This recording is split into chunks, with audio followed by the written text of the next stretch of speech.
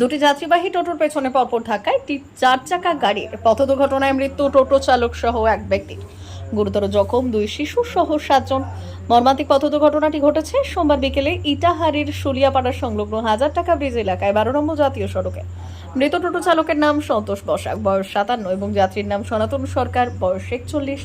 মৃত ও জখমদের বাড়ি চাঁবট ও কাপাসিয়া গ্রামে। জানা গিয়েছে, এদিন পরপর দুটি টোটো যাত্রী নিয়ে ইটাহারের মুখে আসার সময় পেছন থেকে একটি ছোট 4 চাকা গাড়ি দুটি টোটোতে সজোরে ধাক্কা মারে।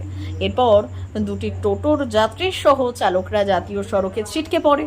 4 চাকা গাড়ির সামনের অংশ ও দুটি টোটো দুমড়ে মুচড়ে যায়। ভয়াবহ দুর্ঘটনার পর পথ চলতে সাধারণ মানুষ ও স্থানীয়রা তড়িঘড়ি দুটি টোটোর 9 জনকে রক্তাক্ত অবস্থায় উদ্ধার করে প্রথমে ইটাহার গ্রামীণ হাসপাতালে ভর্তি করেন। সেখানে মৃত্যু হয় চাঁবট গ্রামের এক টোটো চালকের। এরপর তড়িঘড়ি বাকি জখম সবাইকে রায়গঞ্জ মেডিকেলে রেফার করেন চিকিৎসক।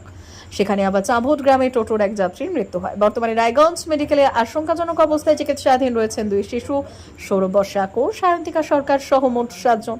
মৃতদেহগুলি ময়নাতদন্তে পাঠিয়েছে ইটাহার থানার পুলিশ। পলাতক 4 চাকা গাড়ির চালক। ছিল দুটো টোটোতে টোটাল 9 জন ছিল। পিছন থেকে একটা 4 চাকা গাড়ি এসে দুজনকে নাকি মেরেছে। দুটা টোটোতে? হ্যাঁ, দুটা টোটো। কোন দিকে যাচ্ছিল টোটোগুলো? টোটোগুলো ইটার দিকে আসছিল। তারপর ওই তার 1-2 মিনিটের মধ্যে আমি গিয়ে ওখানে পৌঁছাই, গিয়ে দেখি আমার একজন আত্মীয় ছিল, তার আত্মীয়কে আমি নিয়ে আসি হসপিটালে।